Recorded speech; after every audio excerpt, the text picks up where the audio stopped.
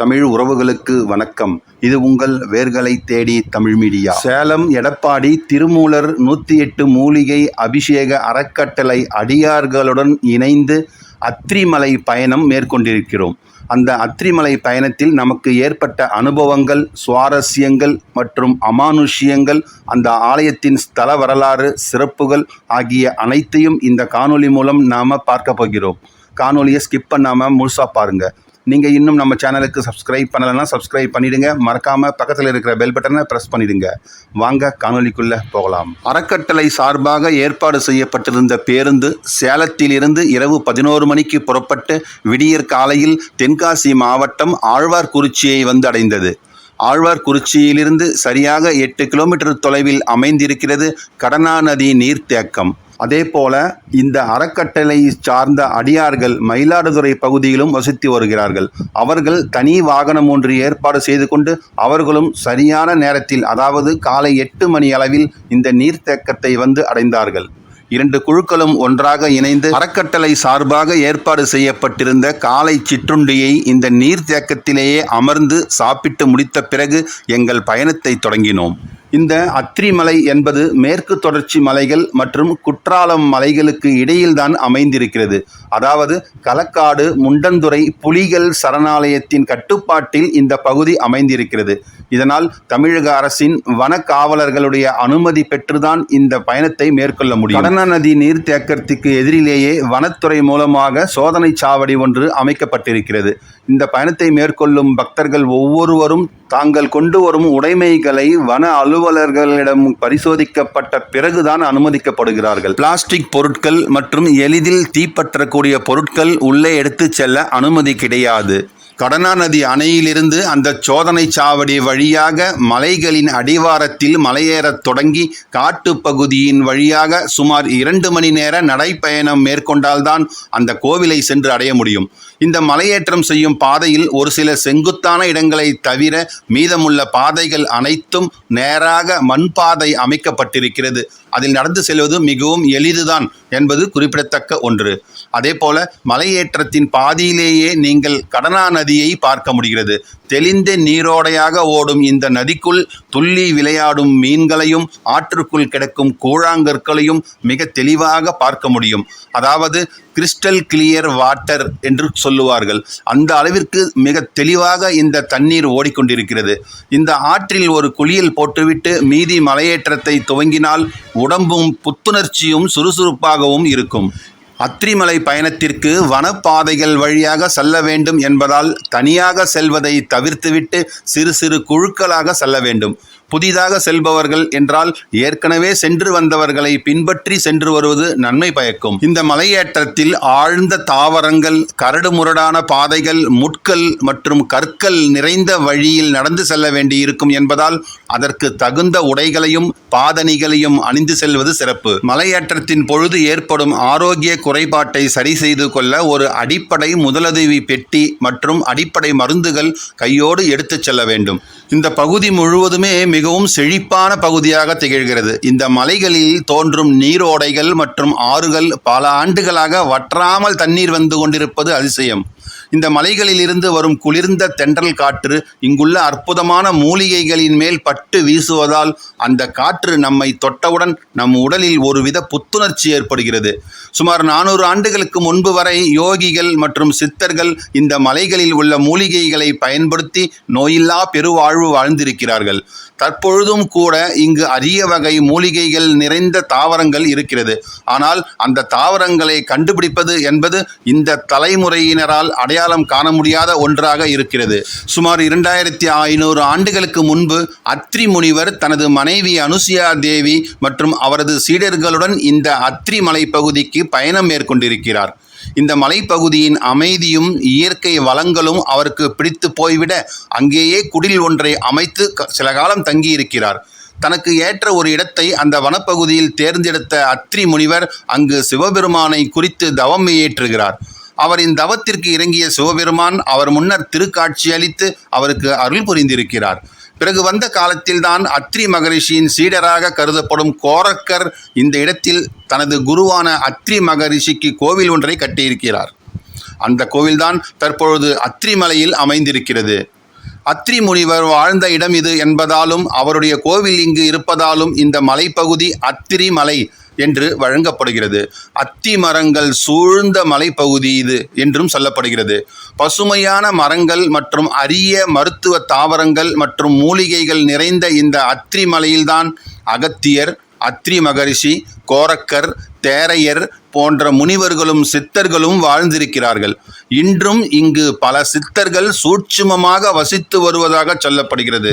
அரிய வகை மூலிகைகள் இருக்கும் இந்த மலைப்பகுதியில் யானைகள், செந்நாய்கள், சிறுத்தைகள், மிலா போன்ற உயிரினங்கள் மற்றும் புலிகள் எல்லாம் நிறைந்து வாழ்கிறது.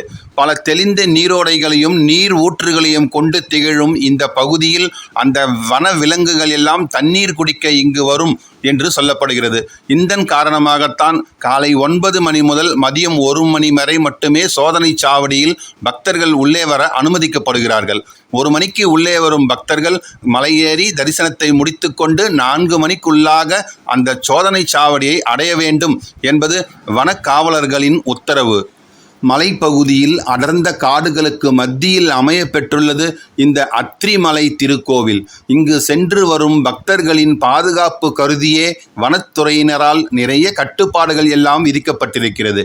குறிப்பாக அமாவாசை, பௌர்ணமி, வெள்ளிக்கிழமைகள் ஆகிய தினங்களில் மட்டும்தான் பக்தர்கள் இந்த மலைக்கோவிலுக்கு சென்று வர வனத்துறையினரால் அனுமதிக்கப்படுகிறார்கள். அதே போல இந்த நடைப்பயணம் 4-5 ஆண்டுகளுக்கு முன்பு நான் வந்த பொழுது ஒற்றையடி பாதையாக இருந்தது. ஆனால் தற்பொழுது ஆலய நிர்வாகிகளும் வனத்துறையினரும் இணைந்து இந்த பாதையை நல்ல மண்பாதையாக, அதாவது 4-5 பேர் சேர்ந்து நடந்து செல்லும் அளவிற்கு 30 அடி அகலத்திற்கு நல்ல மண்பாதையாக மாற்றி அமைத்திருக்கிறார்கள்.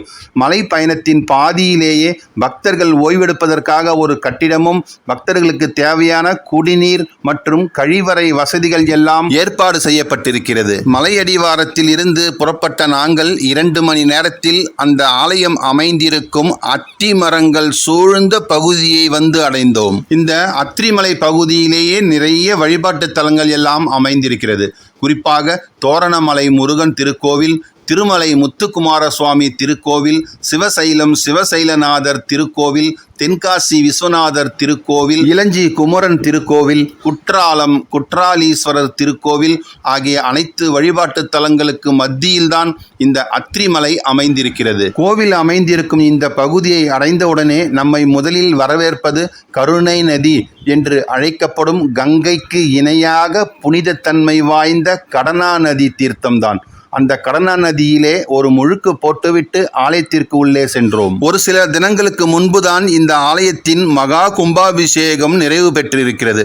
இதன் காரணமாகத்தான் 48 நாட்கள் மண்டல பூஜை நடைபெறும் இந்த சமயத்தில் சேலம் எடப்பாடி திருமூலர் 108 மூலிகை அபிஷேக அறக்கட்டளை சார்பாக 108 மூலிகைகளை கொண்டு இந்த ஆலயத்தில் இருக்கும் பேரருள்மிகு அத்திரி பரமேஸ்வரர், தாயார் அத்திரி பரமேஸ்வரி ஆகியோருக்கு மூலிகை அபிஷேகம் செய்வதற்காகத்தான் இந்த குழுவினருடன் நாம் இணைந்து இந்த ஆலயத்திற்கு வந்திருக்கிறோம். இந்த ஆலயத்தின் வலதுபுறமாகத்தான் கருணை நதி, அதாவது கடனா நதி உற்பத்தி ஆகிறது. இந்த கடனா நதி இங்கு தோன்றிய வரலாறு மிகவும் ரசமானது.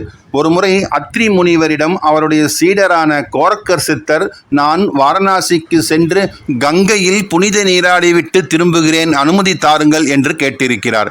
அதற்கு அத்திரி மகரிஷியோ, நீ எதற்காக வாரணாசி செல்ல வேண்டும், அந்த கங்கையை நான் இங்கே வரவழைக்கிறேன் என்று கூறி சிவபெருமானின் அருள் துணை கொண்டு இந்த தீர்த்தத்தை இங்கு உருவாக்கியதாக சொல்லப்படுகிறது. ஒரு சிறிய கல் நீர் தொட்டியில் கணுக்கால் அளவே நீர் இருக்கும் நிலையில் பூமிக்கு அடியில் 20 அடி தூர முக துவாரத்தின் வழியாக வெளியே வந்து தண்ணீர் அருவியாக இங்கு கொட்டும் அதிசயத்தை பார்க்க முடியும். இதில் ஒரு முறை நீராடினால் கங்கை நதியில் நீராடிய புண்ணிய பலன் கிடைக்கும் என்று சொல்லப்படுகிறது. இந்த தீர்த்த தொட்டியில் இந்திரன் வெள்ளை ஆமை வடிவில் வருடத்தில் ஒரு முறை வந்து நீராடிவிட்டு திரும்புவதாக சொல்கிறார்கள். இந்த ஆலயத்தில் வனதுர்கை, விநாயகர், அத்திரி மகரிஷி, அகத்திய மாமுனிவர், கோரக்கர் சித்தர், கருப்பண்ண சுவாமி, ராகு மற்றும் கேது, வள்ளி தெய்வானையுடன் கூடிய முருகப்பெருமான் ஆகியோருடைய திருவுருவ சிலைகள் எல்லாம் சுற்றுப்பிரகாரத்தில் அமைந்திருக்கிறது. ஆலயத்தின் திருக்கோஷ்டத்தில் மகாவிஷ்ணு, பிரம்மா, லிங்கோத்பவர் ஆகியோருடைய திருவுருவங்களும் அமைந்திருக்கிறது. மேலும் அத்ரி மகரிஷி அவர்கள் அமர்ந்து தவம் இயற்றிய அத்தி மரத்திற்கு கீழே அவருடைய சிலை சிவலிங்க உருவத்திலும் அந்த சிவலிங்கத்திற்கு எதிரே ஒரு நந்தியின் திருவுருவமும் அமைக்கப்பட்டிருக்கிறது. மேலும் கடனா நதி உருவாகும் அந்த நீர் தொட்டியிலே கங்காதேவியின் திருவுருவச் சிலையும் அமைத்திருக்கிறார்கள். ஆலயத்தின் கருவறையில் அத்ரி மகரிஷியால் வழிபடப்பட்ட இறைவன் அத்ரி பரமேஸ்வரர் மற்றும் இறைவி அத்ரி பரமேஸ்வரி இருவரும் சிவலிங்க உருவத்திலே திருக்காட்சி அளிக்கிறார்கள். அதாவது ஒரு முறை பிருகு முனிவர் இந்த தலத்திற்கு வந்திருக்கிறார், சிவபெருமானை தரிசித்திருக்கிறார். அந்த தருணம் சிவபெருமான் முனிவருடன் எம்முடைய தேவியையும் சேர்த்து நீங்கள் வழிபாடு செய்ய வேண்டும் என்று கூறியதாகவும், அதன்படியே பிருகு முனிவர் வழிபாடு செய்த பொழுது பார்வதி தேவி 8 பட்டை சிவலிங்க திருமேனியுடன் இங்கு திருக்காட்சி அளித்திருக்கிறார். இந்த லிங்க திருமேனியில் சூலம் ஒன்று அமைந்திருப்பதையும் நம்மால் பார்க்க முடியும். 8 பட்டைகளும் அஷ்டமா சித்திகளை குறிப்பது என்று சொல்கிறார்கள். சிவபெருமானும் பார்வதி தேவியும் ஒரே சன்னதியில் 2 சிவலிங்க திருமேனிகளுடன் திருக்காட்சி தருவது இந்த தலத்தில் மட்டும்தான். மேலும் கருவறையில் இறைவன் அத்ரி பரமேஸ்வரர் என்ற திருநாமத்துடன் சுயம்பு மூர்த்தியாக 8 பட்டைகளுடன் கிழக்கு நோக்கி திருக்காட்சி தருகிறார். இந்த தலத்தின் மற்றும் ஒரு சிறப்பு அமிர்தவர்ஷினி மரம். அதாவது ஒவ்வொரு ஆண்டும் பங்குனி மாதத்தில் கடைசி 5 நாட்களும் சித்திரை மாதத்தில் முதல் 5 நாட்களும் இங்குள்ள அமிர்தவர்ஷினி எனப்படும் தெய்வீக மரத்தில் இருந்து பன்னீர் மழை பொழியும் அதிசய நிகழ்வு நடந்து வருகிறது. இந்த மரங்களில் இருந்து இந்த வகையான மழை பொழிவது அதிசயத்திலும் அதிசயமாகும். இந்த கோவில் அமைந்திருக்கும் பகுதியில் சித்தர்கள் அரூபமாக வாழ்ந்து வருவதாகவும் அவர்களின் அருளால் தான் இந்த பன்னீர் மழை பொழிகிறது என்றும் சொல்லப்படுகிறது. அன்றைய தினத்தில் இந்த ஆலயத்திற்கு வந்து இந்த தெய்வீக மரத்தை நெருங்கினாலே போதும், நம்முடைய வியாதிகள் அனைத்தும் நீங்கிவிடும் என்பது இத்தலத்தின் ஐதீகமாகும். இத்தலத்து இறைவனை அத்ரி மகரிஷி, அனுசுயா தேவி, பிருகு முனிவர், அகத்தியர், பதஞ்சலி முனிவர் என்று பல தெய்வீக மனிதர்கள் வழிபட்டு பேறு பெற்றிருக்கிறார்கள். மேலும் 18 சித்தர்கள் பல்வேறு காலங்களில் இந்த அத்ரி மலைக்கு வந்து அத்ரி மகரிஷியின் ஆசி பெற்று இங்கு சில காலம் தங்கி சென்ற தலமாகவும் திகழ்கிறது. ராமாயணம், மகாபாரதம் ஆகியவற்றுடன் தொடர்புடைய தலமாகவும் இப்படி பல்வேறு சிறப்புகளை தன்னகத்தே கொண்ட தலமாக இந்த மேற்கு தொடர்ச்சி மலையில் சிறப்பு பெற்று புகழ்பெற்று திகழ்கிறது இந்த அத்ரி மலை. அத்ரி மகரிஷியின் சீடர்தான் கோரக்கர் என்பதை காணொலியின் துவக்கத்திலேயே நான் கூறியிருந்தேன். ஒரு சமயமும் பூஜைக்கான மலர்களை பறிப்பதற்காக வனத்திற்கு செல்கிறார் கோரக்கர் சித்தர். அப்பொழுது அத்ரி தபோவனத்தில் இருந்து கிழக்கே சிவசைலத்தில் எழில் கொஞ்சம் ரம்யமான சூழலில் சிவபெருமானை தரிசித்திருக்கிறார். இந்த தலத்தில் தான் கண்ட காட்சியை குருநாதர் அத்ரி மகரிஷியிடம் சென்று கூறினார். அத்ரி மகரிஷியும் சிவபெருமானை அங்கேயே வேண்டி எழுந்தருளச் செய்து வழிபட்டிருக்கிறார். அத்ரியால் வழிபடப்பட்டதால் இறைவன் இத்தலத்தில் அத்ரி பரமேஸ்வரர் என்றும் இறைவி அத்ரி பரமேஸ்வரி என்றும் அழைக்கப்படுகிறார்கள். இந்த ஆலயம் கோரக்கர் சித்தர் விருப்பத்தில் வந்ததால் கோரக்கர் ஆலயம் என்றும் அழைக்கப்படுகிறது. வடக்கே இமயமலையில் அமைந்திருக்கும் கேதார்நாத் திருத்தலம் போலவே தென்னகத்தின் மகிமை பெற்ற திருத்தலமாக திகழ்கிறது அத்ரிநாத் என்று அழைக்கப்படும் இந்த திருத்தலம். இந்த தலத்திற்கு வந்து அத்ரி மலையில் இருக்கும் சிவபெருமானை வழிபட்டால் அத்ரி மகரிஷி, அனுசுயா தேவி, அகத்திய மாமுனிவர், பதஞ்சலி முனிவர், பிருகு முனிவர், 18 சித்தர்கள் போன்ற தவசீலர்களின் திருவருளை பெறுவதுடன் சிவபெருமானின் அருளையும் பரிபூரணமாக பெறலாம் என்பது இந்த தலத்தின் ஐதீகமாகும். இந்த அத்ரி மலையில் ஏறக்குறைய 30 ஆண்டுகளுக்கு மேலாக சேவை செய்து வரும் அர்ச்சகர் அவர்களுடன் நாம் சற்று உரையாடும் சந்தர்ப்பம் கிடைத்தது. சரி, வாருங்கள் அவர் இந்த தலத்தை பற்றி என்ன கூறுகிறார் என்பதையும் தெரிந்து கொள்வோம். அவருடன் உரையாடுவதற்காக அத்ரி மகரிஷி தவம் செய்த அத்தி மரத்திற்கு அருகில் செல்வோம், வாருங்கள். என்னுடைய பெயர் அத்திரி கண்மணி அப்படின்னு சொன்னா எல்லாத்துக்கும் தெரியும். ஆனா உண்மையான பெயர் வந்து இசக்கியா பிள்ளை. சைவ குடும்பத்தை சார்ந்தவன். நேட்டிவ் ஆழ்வாகுறிச்சி. திருவாவூர் ஆதீனத்துல கர்ணமா இருந்து ஆய்வாளராக இருந்து ஆதீனத்துக்கு பாத்தியப்பட்ட அத்தனை சிவாலயங்களும் கும்பாபிஷேக பணி, யாகசால பணி, அன்னதான பணி, கோபுரம் கலசம் மாற்றுறது, இப்படி பல பணிகள் செஞ்ச பாக்கியம் அத்திரியால எனக்கு கிடைச்சது. சென்னையிலிருந்து கஸ்தூரி பாபு என்ற தயானந்தன் அவங்க அப்பா வந்து நிர்வாக அதிகாரி, திருப்பரங்குன்றம் சுப்பிரமணிய சாமி கோயில், மதுரை மீனாட்சி அம்மன் கோயில் நிர்வாக அதிகாரியாக இருந்த அவங்களுடைய குடும்பம் ஏதோ ஒரு காரணங்கள்னால இந்த கட்டடம், இந்த அத்திரிமலையில உள்ள பழைய மூலஸ்தான கட்டடத்தை சரிபார்த்து கட்டடம் கட்டணும், கும்பாபிஷேகம் பண்ணணுங்கிற ஒரு நிகழ்வுக்கு வரும்போது இங்க தொண்டு செஞ்சு கொண்டிருந்த என்ன இந்த பணி செய்ய எனக்கு ஒத்துழைப்பு கொடுக்கணும்னு சொன்னாங்க. அந்த ஆதி சிவசீலநாதர் பக்தர்கள் சேவா சங்கம் என்ற பெயரால எங்க நிர்வாகம், அதுல நான் செக்ரட்டரி. அந்த செக்ரட்டரிங்கிற நிலையில மட்டும் இல்ல, இந்த கோயில் வெளி உலகத்துக்கு வரணும், உண்மை சம்பவம் வெளியே வரணுங்கிற அதே முஸ்லீமோடு அந்த பணியை செஞ்சோம். அந்த பழைய கட்டடம் கட்டும்போது கஷ்டப்பட்டது, தொண்டு செஞ்சதுனால பணம் செலவழிச்சு கும்பாபிஷேகம் பண்ண கஸ்தூரிபாவுக்கு கிடைக்காத ஒரு புண்ணியம் தொண்டு செஞ்ச அடியன்னு கிடைச்சது. இந்த இடம் அத்தி மரம் சூழ்ந்த வனம், அத்தி வனம். அத்தி மரம் மருத்துவ குணம் உடையது.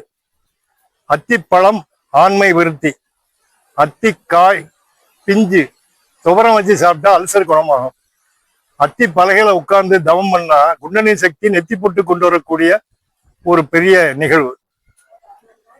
அந்த அத்திக்கட்டை ஹோமத்துக்கு பயன்படக்கூடியது. யாகசாலையை கும்பாபிஷேகம்னா ஹோமம் பண்ணும்போது அத்தி, அரசு, ஆள், அரசு, புரசு, நெல்லி, வில்வம், இப்படி நாயுருவி, அப்படி நிறைய இருக்கு. அத்தி முதன்மையானது. இந்த அத்தி மரத்துல தவம் பண்ண மகரிஷி அத்திரி மகரிஷி ஆனார். அவர் அழைக்கப்பட்டார். அத்திரி என்றால் A+3, 3 என்ன? காமம், குரோதம், பேராசை, இம்மூன்றும் அற்றவர். அத்திரி மகரிஷி முதன்மையானவர். மகரிஷிகளில் கோபதாபம் இல்லாதவர், கருணை வடிவம் உள்ளவர். இந்த வனம் கருணை வனம், காமத வனம். இந்த நதி கருணை நதி, கடனா நதியா மறுவீச்சு. இப்ப தென்காசி மாவட்டம், தென்காசி வட்டம், ஆழ்வார்குறிச்சியிலிருந்து 15 கிலோமீட்டர் உயரம், கடல் மட்டத்திலிருந்து 2500 அடி உயரம், ஒரு பசுமையான சோலை. இந்த கட்டம் தீர்த்த கட்டத்தோட சேர்ந்தது. அத்திரி கங்கைன்னு ஒண்ணு ஓடிக்கிட்டு இருக்கு. அது யாருக்காக உருவாச்சு அப்படின்னா, நம்பிக்கைக்கு பாத்திரமான சீடர் கோரக்கருக்காக உருவாக்கிய அத்திரி தீர்த்தம். இந்த அத்திரி கங்கை வந்து சர்வ ரோக நிவாரணி, தீராத வயிற்று வலியை குணப்படுத்தக்கூடிய. அமாவாசை பௌர்ணமியில அத்தி மரத்தை பூஜை பண்ணி அபிஷேகம் பண்ணி, தமிழ்ல போற்றி திரு அகவல், திருநாவுக்கரசு சுவாமிகள் அருளி செய்த போற்றி திரு அகவல் படிச்சு, பஞ்சபுராணம் சிவபுராணம் படிச்சு, ஆத்மார்த்தமாக அந்த விபூதியை போட்டு தீர்த்தம் சாப்பிட்டு வரும்போது தீராத வயிற்று வலியை குணப்படுத்தும், சர்வ ரோக நிவாரணி. ராமாயணத்துல சீதை, ராமர் சீதையோடு இங்க வந்து தங்கி இருந்து அந்த சீதை அம்மாவுக்கு அனுசுயாதேவி நகைகளை போட்டு அலங்கரிச்சு பார்த்த இடம். அந்த நகைகளை திருப்பி வாங்கிக்கல. ராவணன் கடத்திட்டு போகும்போது ஓரிடங்களா போட்டு அழகு பார்த்தது இந்த ராமாயணத்துல அந்த நிகழ்வு உண்டு. அதே மாதிரி மகாபாரதத்துல பஞ்சபாண்டவர்கள் வனவாசம் வரும்போது அத்திரிமலைக்கு வந்து அத்திரிட்ட ஆசையை வாங்கிட்டு போய் துரியோதனாதிபதிகளை வென்றதாக சரித்திரம் உண்டு. அது மகாபாரதத்துல அந்த நிகழ்வு உண்டு. வரணும்னு நினைச்சாலே, அத்திரி மலைக்கு வரணும்னு நினைச்சாலே கால்வாசி புண்ணியம். இடையில ஒரு கல்லாறு, பூராமே சிவலிங்க சொரூபம் தான். அந்த கல்லாற்றுல குளிச்சு எழும்போது உஷ்ணாதிக்கம் குறையுது, பிரஷர் குறையுது. அரைவாசி புண்ணியம். கஷ்டப்பட்டு மலையில ஏறுறாங்க. எளிமையான மலையேற்றம். இதயம் நல்ல சுருங்கி விரியும் தன்மை. இதயம் நன்றாக சுருங்கி விரியக்கூடிய அளவுக்கு தன்மை. கால் ரத்தோட்டம், நல்ல உடம்புல ரத்த ஓட்டம் நல்லபடியா இருக்கு. நல்ல மூச்சு வாங்கி மேல வராங்க. அத்திரிமலையில வந்த உடனே ஆசுவாசப்படுத்திட்டு அத்திரி கங்கையில குளிக்கிறாங்க. 90% அவங்களுக்கு புண்ணியம். அவரோட வேண்டுதல் வேண்டிச்சு பாவ புண்ணியங்களை தேடிக்கிறாங்க. பாவத்தை களைஞ்சு புண்ணியத்தை தேடிக்கிறாங்க மக்கள், பொதுமக்கள், பக்தர்கள். மீண்டும் இங்க பூஜையில கலந்துக்கிறாங்க. அத்திமருல அத்திரி மகிழ்ச்சி தவம் பண்ணக்கூடிய இடத்துல உட்கார்ந்து தியானம் பண்ணுகிறாங்க. அமாவாசை பௌர்ணமிகளை பூஜை நடக்கு, வேண்டும் வரம் கிடைக்கி. அதே மாதிரி இந்த பகுதி என்ன அப்படின்னா, கேதார்நாத் ரொம்ப சிரமம், வெள்ளங்கள், போக்குவரத்து, அடிக்கடி போக முடியல. பத்ரிநாத் ரொம்ப பாதுகாப்பு தேவை இருக்கு. அடியேன் இந்த பணி செஞ்சதுனால அத்திரி வாழ்ந்துக்கூடிய, நிரந்தரமாக வாழ்ந்து கொண்டிருக்கூடிய அத்திரிநாத்னு அடியேன் பெயர் விட்டேன். இந்த அத்திரிநாத் ரொம்ப மகிமையான ஸ்தலம். அடியார்கள் திருக்கூட்டம் எப்பொழுதும் வந்துகிட்டே இருக்கு. அவங்க வந்து ஒவ்வொருத்தரும் இங்க உள்ள நிகழ்வை நல்லா அனுபவிச்சு உலகத்துக்கு சொல்லிக்கிட்டு இருக்காங்க. அத்திரிமலை யாத்திரைன்னு ஒரு பத்திரிகையாளர் தினகரன்ல போட்டு பல லட்சம் பிரதிகள் விற்பனை ஆயிருக்கு. அத்திரியுடைய மகிமையினால பக்கத்துல உள்ள தோரணமலை வெளி உலகத்துக்கு வந்தது. அங்க உள்ள மூலிகை ரகசியத்தை அடியேன்னு வெளியே கொண்டு வந்தேன். என்னுடைய பேனர் தோரணமலையில இருக்கு. அந்த தோரணமலையும் உயர்வுக்கு வர காரணம் இது அத்திரிமலை. அதே மாதிரி திருநெல்வேலி எடுத்துக்கிட்டா அடியாவதீஸ்வரர் கோரக்கர் தங்கி இங்கிருந்து போய் கோரக்கர் தங்கிய இடம். இந்த அடியாவதீஸ்வரர் கும்பாபிஷேகம் சிறப்பாக நடக்க அடியேன் போய் அத்திரியுடைய ஆசையோடு போய் அந்த திருக்கோயில் கும்பாபிஷேகம் நடத்த ஒரு வழிகாட்டி வந்தது. புண்ணியம் எனக்கு கிடைச்சது. அதே மாதிரி இங்க வந்துட்டு போனவங்க யாம் பெற்ற இன்பம் பெருக வையகம்னால எல்லாருக்கும் இந்த நிகழ்வை சொல்லிக்கிட்டு இருக்கோம். வரக்கூடிய இடங்கள்ல போனா மூலிகை சாம்ராஜ்யம் தான். ஆனா இப்ப வெயில்ல காஞ்சிருக்கு. மழைக்கு வரக்கூடிய காலங்களில் எல்லா மூலிகைகளும் நல்லா தழுத்து தொழில் விட்டு இருக்கோம். எபோலா காய்ச்சல் குணப்படுத்தக்கூடிய, தக்காளி காய்ச்சல் குணப்படுத்தக்கூடிய, எந்த காய்ச்சலுமே இனம் புரியாத காய்ச்சலை குணப்படுத்தக்கூடிய மூலிகை சாம்ராஜ்யம் தான் அந்த பகுதி. இதய நோயை குணப்படுத்தக்கூடிய சஞ்சீவி மூலிகைகள் இங்க இருக்கு. ராமாயணத்துல ராமர் லக்ஷ்மணர் போர் புரியும் போது லக்ஷ்மணன் மயங்கி விடுறாரு. அப்ப மயக்கத்தை தெளிவிக்க ராமர் ஆஞ்சநேயரை பார்த்து சஞ்சீவி இலையை பறிச்சுட்டு வாயா அப்படிங்கிறாரு. ஆனா அவர் இலைய மறந்து போய் சஞ்சீவி மலையை கொண்டு வந்துடுறாப்புல. இமயமலையில இருந்து கன்னியாகுமரி வரைக்கும் மேற்கு தொடர்ச்சி மலை முழுமையாக அந்த சஞ்சீவி இலை தடுத்து கிடக்கு. அதை சாதாரணமா இயற்கை மூலிகை தான். அதை சைவமா இருந்து உண்டு வரும்பொழுது இதய நோயை பெர்மனண்டா குணப்படுத்த முடியும். ஆன்ஜியோ பண்ணாம, பைபாஸ் பண்ணாம, இந்த சைவமா இருந்து அந்த சஞ்சீவி மூலிகையை சாப்பிட்டு வரும்போது மகரிஷிகளுடைய ஆசையோடும் ஈஸ்வரனுடைய அருளோடும் அந்த சஞ்சீவி இலையை சாப்பிட்டு 11 நாள் 21 நாள் சாப்பிட்டு வரும்போது உங்க இதய நோயை நல்லபடியாக குணப்படுத்த முடியுங்கிற நம்பிக்கை எங்கள்கிட்ட உண்டு. இது வரைக்கும் அனுபவம் உண்டு. இந்த திருக்கோயில் மேன்மேலும் பெருகணும். எல்லா திருக்கோயில்களுக்கும் டூரிஸ்ட் மாதிரி போகாம எல்லா திருக்கோயில்களுக்கும் விரதம் இருந்து போனா தமிழ்நாட்டில் உள்ள அத்தனை கோயிலும் பவர் உள்ளதுதான். ஆனா அதே நேரத்துல இந்த அத்திரிமலையில இந்த கங்கைக்கும் வறட்சி இல்லை, நம்பினவங்களுக்கும் வறட்சி இல்லை. அத்திமரத்துல உட்கார்ந்து அமாவாசை பௌர்ணமியில பிரார்த்தனை பண்ணி 20 ஆண்டுகள் 15 ஆண்டுகள் 30 ஆண்டுகள் குழந்தை பேர் இல்லாதவர்கள் குழந்தை பேர் பெற்றெடுத்த சம்பவம் நிறைய உண்டுங்க. தீராத நோய் குணப்படுத்தி குஷ்ரோகியை குணப்படுத்தி நைவேத்தியம் போட்ட உண்மை சம்பவமும் இங்க உண்டு. இந்த கங்கை சர்வரோக நிவாரணி. அத்திரிக்கு வருக, ஆனந்தம் பெறுக. நாரதருடைய தூண்டுதலின் பேர்ல இந்த ரிஷி பத்தினி அனுசுயாதேவி ரிஷி பத்தினி இந்த அத்திரி வனத்துல அத்திரி மகிழ்ச்சி தவம் பண்ணிட்டு இருக்காரு. பூலோகத்துல அனுசுயாதேவி இங்க ரிஷி பத்தினி வாழ்ந்துட்டு இருக்காங்க. இவருடைய பத்தினி தன்மையை சோதிக்கணும்னு நாரதர் தூண்டுதலின் பேர்ல முப்பெருந்தேவியர்களை தூண்டி நீங்க மும்மூர்த்திகளை அங்க அனுப்பி அவருடைய ரிஷி பத்தினிய பரிசோதிச்சுட்டு வாங்கன்னு நாரதர் அனுப்பி வைக்க இங்க வந்த மூவரும் சாதுக்கள் வடிவத்துல இறங்குறாங்க. அனுசுயாதேவி யாரோ வந்திருக்காங்களா அப்படின்னு தெரிஞ்சு அவங்க சாமியை வாங்க ஸ்நானம் பண்ணுங்க, குளிச்சு பூஜையில கலந்துக்கிட்டு அன்னதானம் படைக்கிறேன் உங்களுக்கு அப்படின்னு சொன்ன உடனே அவங்களும் குளிச்சுட்டு இலைய போட்டு சாதம் பரிமாறும் போது இவர் அத்திரி தவம் பண்ணிட்டு இருக்காரு. அதே நேரத்துல இவங்க அன்னம் படைக்கும் போது இலையில தண்ணீர் விடுறதுக்காக பண்ணும்போது அந்த மூவரும் என்ன சொல்றாங்க, நீங்க நிர்வாணமாக படைக்கணும், அதாவது பற்றற்ற நிலையில படைக்கணுங்கிறதுக்காக நிர்வாணமா படைக்கணும்னு சொன்ன உடனே இந்த அம்மா சுதாரிச்சுக்கிடுது. அனுசுயாதேவி தன்னுடைய மகரிஷி அத்திரியை நினைச்சு அந்த கெண்டியில இருக்க தீர்த்தத்தை எடுத்து இலையில தெளிக்கிற மாதிரி மும்மூர்த்திகளையும் குழந்தைகளாக்கிறாப்புல. அது இந்த ஸ்தலம் தான். இந்த மும்மூர்த்திகளை குழந்தைகளாக்கின உடனே நாரதர் சிரிக்கிறாரு. முப்பெரும் தேவிகளையும் சொல்லி நீங்க போய் அனுசுயாதேவிட்ட மடிப்பிச்சை ஏந்தினா தான் உங்களுடைய கணவன்மார்களை மீட்டெடுக்க முடியும்.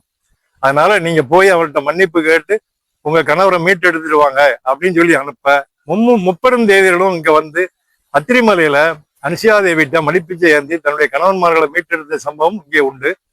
மீட்டெடுத்ததுக்கு பின்னால் அத்திரியும் தவம் முடிச்சு அனுசுயாதேவியும் பார்த்து நீங்க இவ்வளவு பெரிய மகானா இருந்திருக்கீங்க, உங்களுக்கு என்ன வர வேண்டும் அப்படின்னு அவங்க கேட்க, நீங்க 3 பேரும் சேர்ந்த ஒரு குழந்தை எனக்கு வேணும், தத்தாத்திரேயர்னு ஒரு குழந்தை பேரு எனக்கு வேணும். அதனால இங்க லௌகீக வாழ்க்கை கிடையாது, இறைவனால் வழங்கப்பட்ட தத்தாத்திரேயர் குழந்தை அத்திரியுடைய பிள்ளை.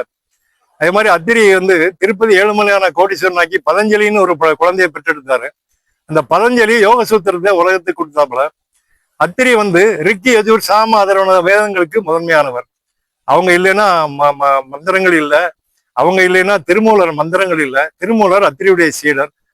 18 சித்தர்களும் நவோடி சித்தர்களும் அத்திரிட்ட வர வாங்கிட்டு போய் தான் உலகத்துக்கு வெளியே எல்லா நிகழ்வுக்கும் சொல்லி கொடுத்துருக்குறாங்க. மக்களுக்கு விடிவு காலத்தை சொல்லி கொடுத்தாங்க. ஆனா கலியுகம் இப்ப பாத்தீங்கன்னா யாரும் காப்பாற்ற முடியாத நிலை. அப்ப நீங்க அத்திரின்னு நினைச்சு போனா நீங்க வலது பக்கம் காகம் வலம் போனாலும், காகம் இடம் போனாலும், நரி வலம் போனாலும், நரி இடம் போனாலும் அத்திரி உங்களை காப்பாத்துவார். அதான் உண்மை சம்பவம். அந்த அடியனுக்கு இந்த 40 வருட காலம் இந்த பணி செஞ்சதுனால நோய் பிணி இல்லை. என்னுடைய வயது 74, சைவ குடும்பம். சுகர் கிடையாது, பிரஷர் கிடையாது, நோய் பிணி கிடையாது. எங்க குடும்பத்தை சுகப்பிரசவங்கள், ஆன்மீக பணி தொடர்ந்து செய்து வருவதனால இன்னைக்கு கடன் காட்சி இல்லை, கஷ்டம் இல்லை, யாரிடையும் துன்பப்படுத்தல, குறைந்த வருவாயில் நிறைந்த நிம்மதியான வாழ்க்கையை வாழ்ந்துட்டு இருக்கேன். யாம் பெற்ற இன்பம் பெருக வையகம். இதுதான் அத்திரி கொடுத்துதான் வரோம். வாங்க, அனுபவிங்க, உலகத்துக்கு சொல்லுங்க. நன்றி. திருமூலர் சித்தரின் வழிகாட்டுதலின்படி கடந்த 2021ஆம் ஆண்டு முதல் 108 தெய்வீக இயற்கை மூலிகை அபிஷேகத்தினை இந்த பிரபஞ்சத்தின் நலனுக்காக மாதந்தோறும் பௌர்ணமி மற்றும் அமாவாசை என்று 2 தினங்களுக்கு தேவார பாடல் பெற்ற திருக்கோவில்களுக்கும் பிரசித்தி பெற்ற திருக்கோவில்களுக்கும் மாதம் 2 கோவில்கள் வீதம் திருமூலர் மூலிகை அபிஷேக அறக்கட்டளை சார்பாக 108 தெய்வீக இயற்கை மூலிகை அபிஷேகம் நடைபெற்று வருகிறது. இந்த தெய்வீக இயற்கை மூலிகை அபிஷேகம் நடைபெற்ற ஆலயத்தில் இருக்கும் இறைவனை தொடர்ந்து ஒரு மனிதன் வழிபட்டு வந்தால் முப்பிணிகளும் தீர்ந்து இறுதியில் மோட்சம் என்பது சித்தர்கள் முனிவர்கள் ஆகியோரின் நல்வாக்காகும். இன்றைய தினம் இந்த ஆலயத்தில் நடைபெற்ற மூலிகை அபிஷேகத்தினை நேரடியாக பக்தர்களுக்கு, வாசகர்களுக்கு வழங்க வேண்டும் என்பதற்காகத்தான் இந்த காணொளி. ஆனால் நேரமின்மை காரணமாக இந்த காணொளியை இத்துடன் முடித்துக்கொண்டு அடுத்த காணொளியில் இந்த ஆலயத்தில் இறைவனுக்கு நடைபெற்ற அந்த மூலிகை அபிஷேகத்தினை தெள்ளத் தெளிவாக படம் பிடித்து உங்களுக்கு வழங்குகிறேன் என்பதை தெரிவித்துக்கொண்டு உங்களிடமிருந்து விடைபெறுகிறேன். திருமூலர் 108 இயற்கை மூலிகை அபிஷேகத்தினை நேரடியாக காணொளி மூலம் கண்டு களிக்க அத்திரிமலை பயணம் பாகம் 2 காணொளியை தவறாமல் நீங்கள் பார்க்க வேண்டும் என்று கேட்டுக்கொண்டு உங்களிடமிருந்து விடைபெறுகிறேன். இந்த காணொளி உங்களுக்கு பிடித்திருந்தால் லைக் பண்ணுங்க, ஷேர் பண்ணுங்க, மறக்காம உங்கள் கருத்துக்களை கமெண்ட் பாக்ஸில் கமெண்ட் பண்ணுங்க. நன்றி, வணக்கம்.